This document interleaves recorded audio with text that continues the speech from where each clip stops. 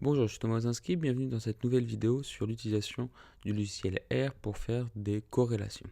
Nous allons commencer par appeler notre fichier de données. On va dans le menu Fichier, importer un jeu de données, là au format Excel. Je l'ai moi dans mon téléchargement. Comme à chaque fois, nous voyons le logiciel RStudio qui nous propose de voir tous les types de données que nous avons, voir s'il y a des soucis, on peut vérifier nos données. Moi, je vais renommer ce jeu de données au simple nom de data, sinon il prend le nom du fichier, mais ce sera plus simple de l'appeler simplement data pour nous. Une fois que tout est bon pour nous, nous allons vérifier ce que nous voulions sur l'importation. Nous pouvons importer et il nous fait apparaître le fichier avec l'ensemble des données, donc le genre, des sujets, l'âge, la promotion sur notre jeu de données. Alors pour rappel, ça c'est un jeu de données sur un test de capnographie et la corrélation d'un score qui s'intéresse au syndrome d'hyperventilation. Donc on va étudier certaines corrélations entre les données. Avant de commencer, toujours je vous conseille d'indiquer au logiciel avec la fonction attache de dire que vous allez travailler sur le jeu de données data. Donc là moi j'ai appelé data, si vous l'appelez autrement vous mettez entre parenthèses le nom de données que vous avez marqué en bas au moment de l'import. Comme ça il saura que tout ce que nous allons faire va se reporter à ce jeu de données. Ensuite nous allons avoir besoin de plusieurs packages. Alors toujours, on vérifie que le package stats de base est rentré dedans. Donc, on se souvient à droite, nous avons nos packages. Et nous allons aussi avoir besoin parfois de divers. Donc, nous cliquons dessus. Nous allons avoir besoin aussi de R statistics. Ici. Pour rappel, si vous ne le trouvez pas, évidemment, vous allez sur installer. Vous tapez le nom du fichier qui vous intéresse, le package. Vous cliquez et vous l'installez. Donc, moi, je les ai déjà préinstallés, donc j'ai juste à les activer et il nous faudra aussi le package coreplot. Donc on va le chercher, CO2R plot et voilà. Maintenant que nous avons tout ça, nous allons pouvoir commencer. Alors dans les tests de corrélation, il y en a 3 qui sont rapportés, le Pearson, le Spearman et Kendall. Première chose, on sait que le test de Pearson a besoin que les données suivent une loi normale. Donc il nous faut vérifier ça. La façon la plus simple par un test statistique, c'est de passer par le Shapiro.test. Donc on peut demander Shapiro.test et lui demander la variable qui nous intéresse, par exemple le Nijmegen, qui était notre questionnaire d'entrée. Et là, ce que nous voyons, c'est que la p-value est faible, 3 pour 1000. Donc on aura tendance à dire qu'il y a un écart à la normalité et que du coup nos données ne suivent pas une loi normale. Donc ça, le Shapiro.test, c'est pour étudier une variable.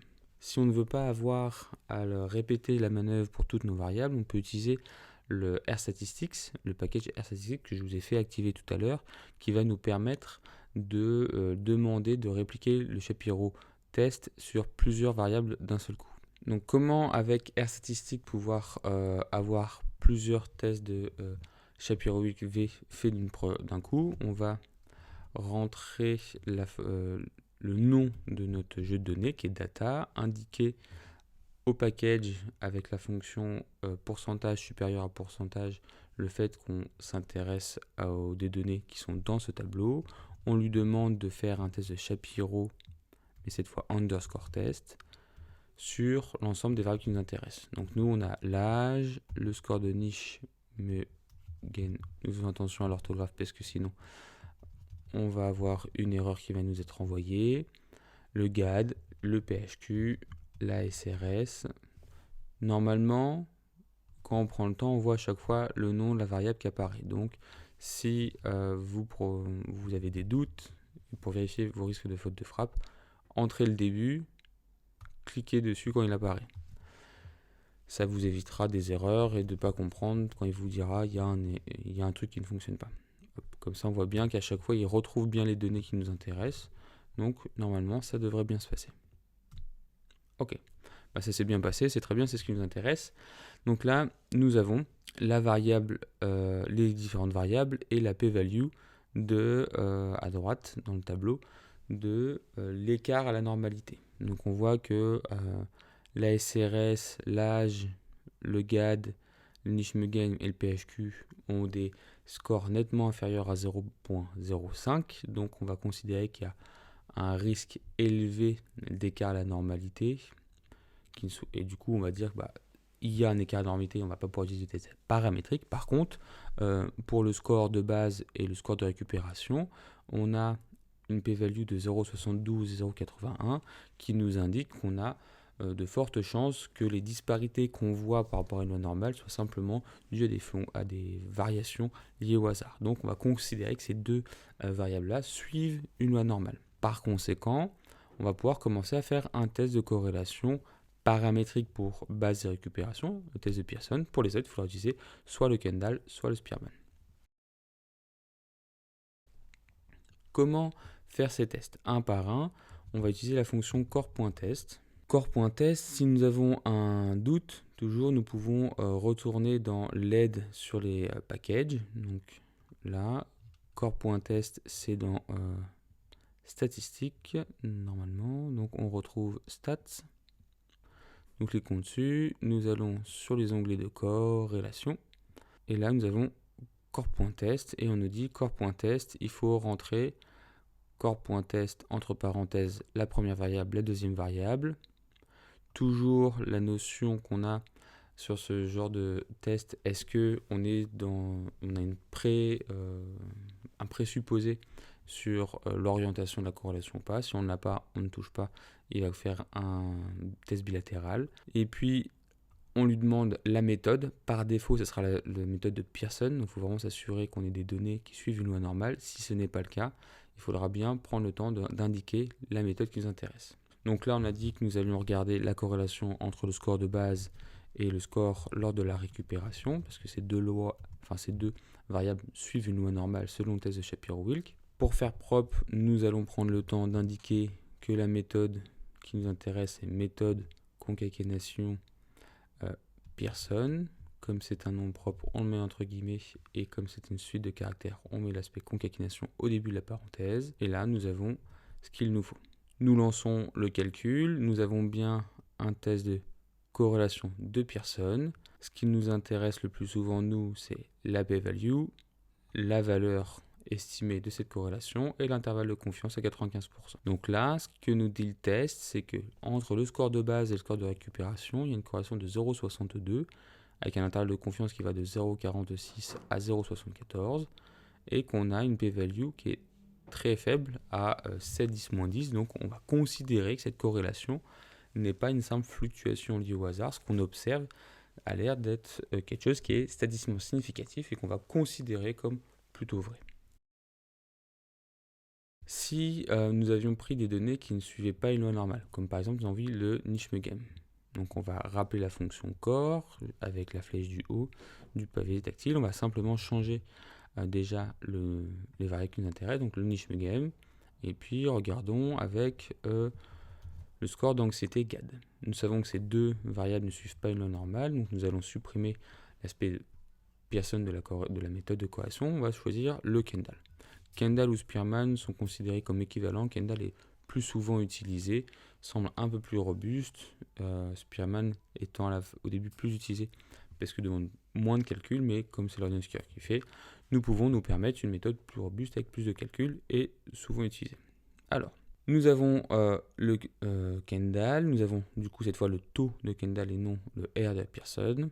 Même chose, une p-value à 9, 10, 13, donc qu'on considérera significative, donc nous aurons confiance en le fait que la corrélation qu'il existe entre le score de Nijmegen et le score d'anxiété, le trouble anxieux généralisé du GAD, est de 0,56, donc modéré, et n'est pas le reflet d'une fluctuation liée au hasard. Dans le Kendall et Spearman, il n'y a pas de calcul de l'intervalle de confiance, différence avec le score de Pearson de tout à l'heure. Maintenant, si nous avons envie de généraliser la méthode et de ne pas faire un à un, ça demandait des étapes intermédiaires, mais on peut le faire avec le package Coreplot que je vous ai fait télécharger tout à l'heure. Pour commencer, il va falloir créer un tableau avec toutes les données que nous voulons mettre ensemble. Donc nous allons créer un tableau, on va l'appeler tableau, vous pouvez l'appeler comme vous voulez, c'est un objet que vous créez, mais c'est juste pour vous retrouver. Donc là on veut un tableau, On va lui indiquer que c'est un tableau de données, donc on va dire créer un tableau avec la fonction DataFrame pour ensemble de données. Et puis là, on lui dit, bah, tu mets ce qui nous intéresse dedans. Donc les variables qui nous intéressent, l'H, le Nijmegen, le GAD et toutes ces variables qu'on a utilisées tout à l'heure, PHQ, ASRS, score de base. Attention à la faute de fraction, nous allons avoir une erreur, récup et le score pendant l'hyperventilation. Donc il nous a créé un tableau. Nous le voyons à droite, il y a un tableau qui est apparu. Si nous voulons voir ce qu'il y a dans le tableau, nous appelons tableau et nous avons les données des 80 sujets. Nous avons bien l'âge du sujet 1, le score du Nijmegen, le GAD, PHQ, ASRS, dans l'ordre qu'on lui a demandé. Maintenant que nous avons créé ça, nous avons ce tableau-là, nous allons créer un tableau de corrélation. On va l'appeler core tableau pour tableau de corrélation, corrélation tableau. On crée cet objet-là. Et là, on va utiliser la fonction core qui va en fin de compte automatiser un peu le travail qu'on a fait ligne par ligne. Tout à l'heure, on a fait core.test et les variables. Là, on va dire bah, tu fais la corrélation dans tout le tableau.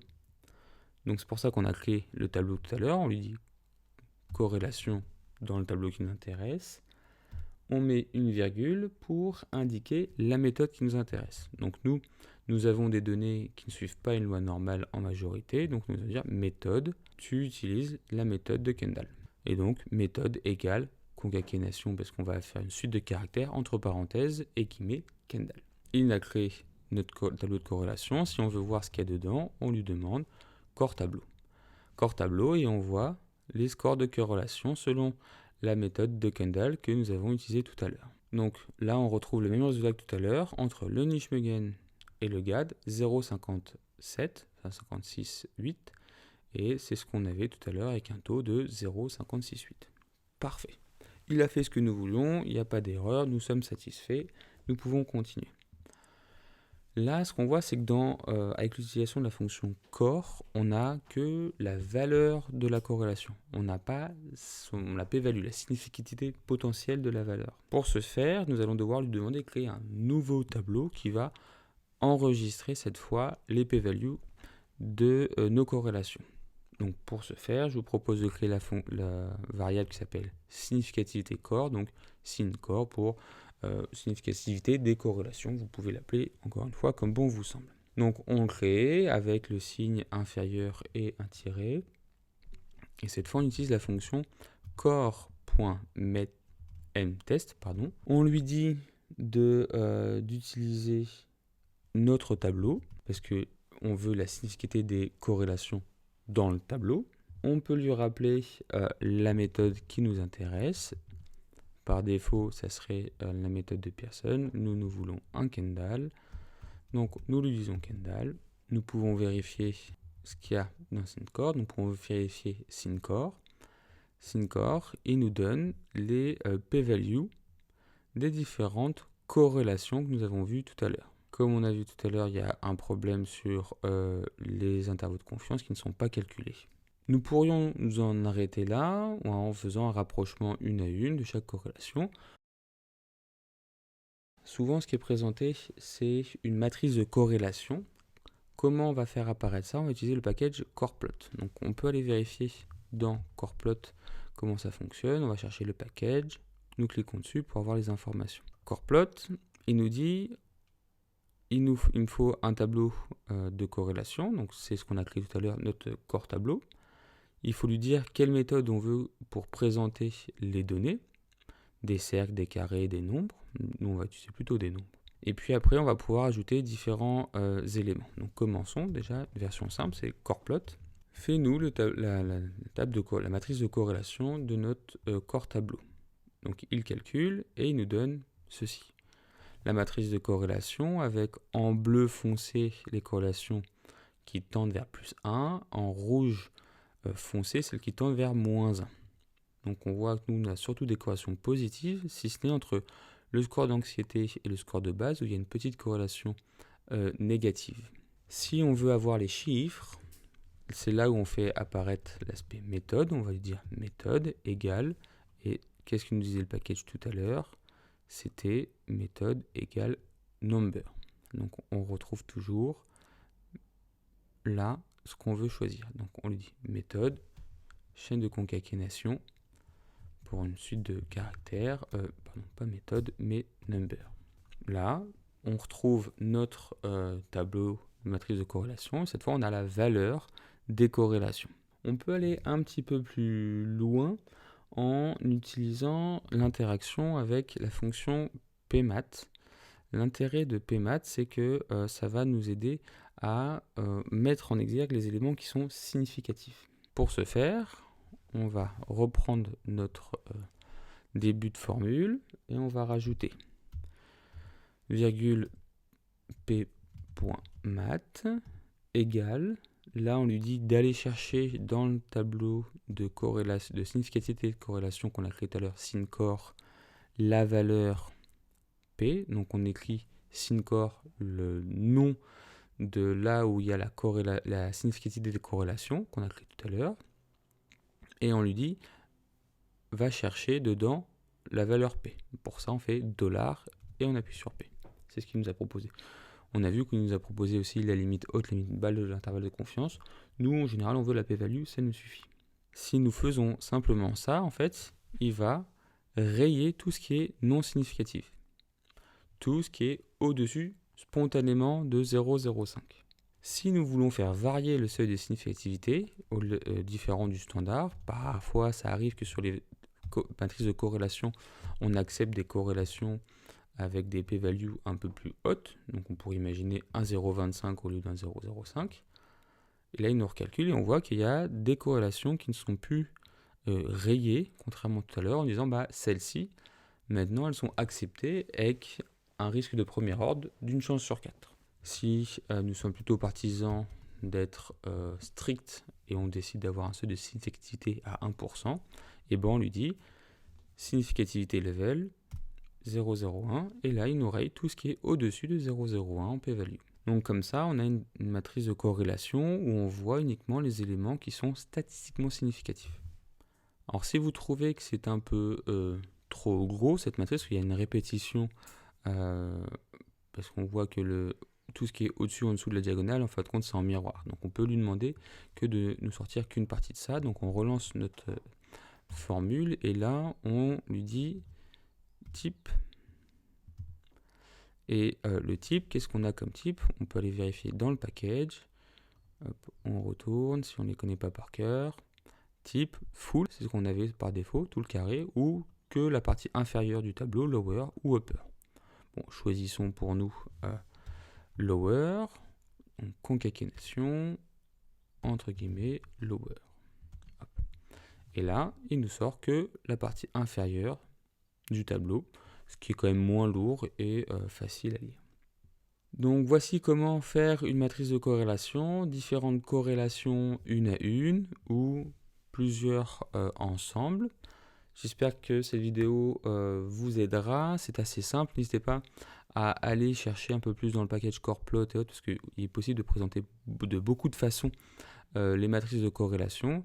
On ne rentre pas dans le détail, vous verrez, il y a plein de tutoriels sur des sites ou de façons de vous amuser pour trouver une présentation que vous trouvez à votre goût.